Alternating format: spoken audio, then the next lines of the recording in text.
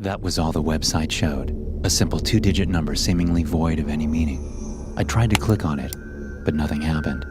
It just remained, unchanging, but somehow insidious. I couldn't explain the eerie feeling that arose within me as I stared at the plain, black background and the red number. For a reason I couldn't grasp, I was afraid. I decided then and there that my dark web browsing session had come to an end. My eyes had turned heavy, and daylight was once again about to peek up from the horizon. In the uncomfortable early morning silence, I made myself a promise to get my nightly routine under control. No more hidden websites, no more pointless nighttime adventures online. As my head hit the pillow, the memory of the strange number quickly subsided, and I drifted off to an uneasy sleep.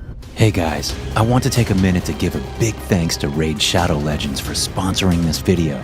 Raid is the infamous dungeon battle game with millions of online players, dozens of tough bosses, and over 500 jaw-dropping champions. And guess what? They've just introduced an entirely new playable faction, the Shadowkin. You can download Raid to your mobile phone or PC using my QR code here or the links below. It's believed the Shadowkin have been under the brutal heel of the demon spawn for the last several hundred years. Only in the past few months have they overthrown Sirath's yoke and revealed themselves to the other factions. One of my favorite parts about Raid is how you're able to summon new champions and level up by upgrading artifacts. Every time you upgrade an artifact, your champion gets better and stronger for your next battle. And Raid just hit their 2-year anniversary and are celebrating with a load of new anniversary events and tournaments going on right now. So hit the link in the description or scan the QR code right here to download. If you're a new player, you'll get the epic champion Jotun for free to help you get past the Doom Tower. You'll also get 100,000 silver, 50 gems, and 3 ancient shards to summon new champions. Find extra rewards here in your inbox for the next 30 days only. So be sure to download Raid today.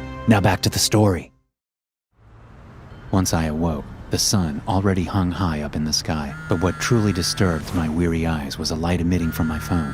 It had inexplicably turned on by itself, and it displayed a wave of fear and confusion rocking through my body. All it showed was a black background with a red number, 9. I immediately recognized the layout from my previous browsing session, and just as before, it awoke an unnatural feeling of dread. Though I'd seen 2 numbers up until then, the thought did strike me that the entire thing was some sort of countdown. But what was it counting down to? After I'd closed the counter again, confused as to how it had even showed up on my phone, I spent the rest of the day in nervous anticipation. Based on the time between the first 2 numbers, I knew around 7 hours would pass between each number. So when evening came, I could feel my heart beat faster. I sat by myself, staring at the phone, but nothing showed up. 7 hours passed, then 10, after which night fell upon my home once again. When morning came and still no number had arrived, I let out a sigh of relief. So I headed to work with slightly less weight on my shoulders, but still confused as to what had just happened. By all means, that should have been the end of it. But around lunchtime, a coworker pointed out that my phone had lit up. I peeked over, already knowing what to expect. And sure enough, the countdown had continued. 8. "What is it?" my coworker asked. It's nothing," I quickly said as I closed it and pocketed my phone. From that moment on, I kept looking at my phone every minute or so. It took another 3 days for the number 7 to appear, but only 2 hours between that and 6. I quickly realized that the countdown was random, meaning that a completely arbitrary amount of time would pass between each number. I had no way of predicting when and what would happen once the timer finally hit 0, but it terrified me beyond what could be considered reasonable. I tried to format my phone, deleting each and every app, picture, video, and message on my phone. I purged the entire disk space, only to be met with the next number in line once the phone restarted. 5.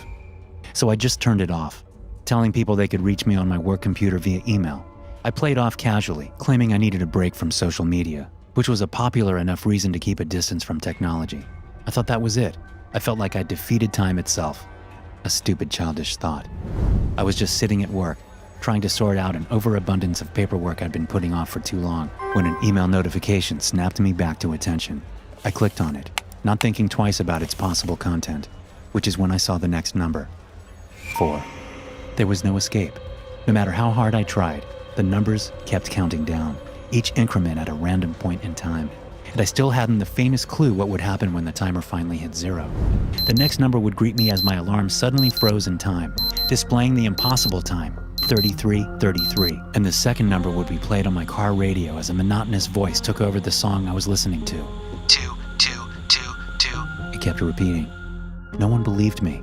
Even the coworker who's seen my phone light up didn't think it was real. I was labeled as insane by my peers and overworked by my employer, who practically ordered me to take some time off to get my head checked. Once I got home from my mandatory hiatus, I found an envelope on my doorstep. All it held inside was a piece of paper with a number. 1. Following that letter, I went into a complete lockdown in my apartment. I turned off any electronics that could possibly convey a number: radio, computer, clocks, phone, television, everything. I refused to answer the door, and I just kind of existed in my own little world, trying to survive off the little supplies I had. Logically, I shouldn't have been that afraid. There hadn't been any sort of implications that something bad would happen once time ran out. It was more of an instinctive feeling of impending doom that no rationality could destroy. A week passed, and I didn't receive a number. I'd all but ran out of food and desperately needed new supplies. I kept my head low as I entered the shop, avoiding people and technology as much as feasibly possible. Once I went to the counter, I realized I only had a credit card. I put it onto the card reader, which emitted a strange sequence of beeps telling me the card had been rejected. I peeked up at the reader, which only showed an error message. Error code 000. That's odd. That never happened before, the cashier said.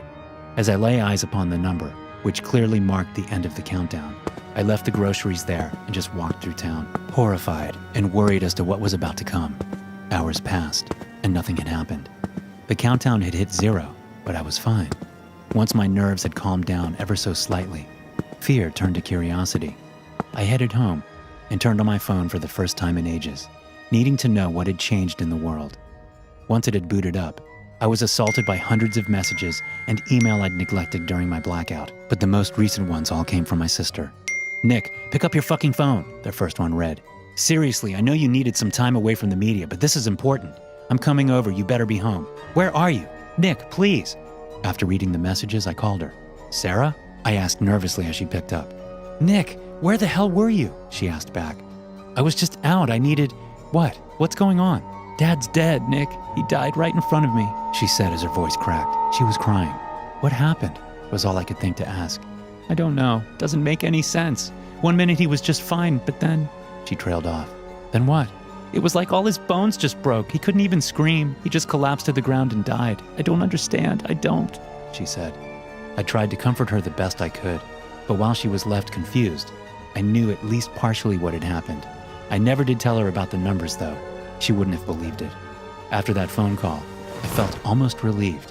While I was devastated by the loss, at least the ordeal was over. The fear was gone. I poured myself a glass of whiskey and sat down to just cry.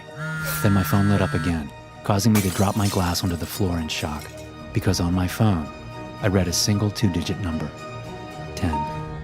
Thanks for watching, and don't forget to check out the Dr. No Sleep podcast available on Spotify, Apple Podcasts, and many more. There you will find a plethora of bone-chilling horror stories to listen to. Also, be sure to subscribe and turn notifications on to stay tuned for new videos.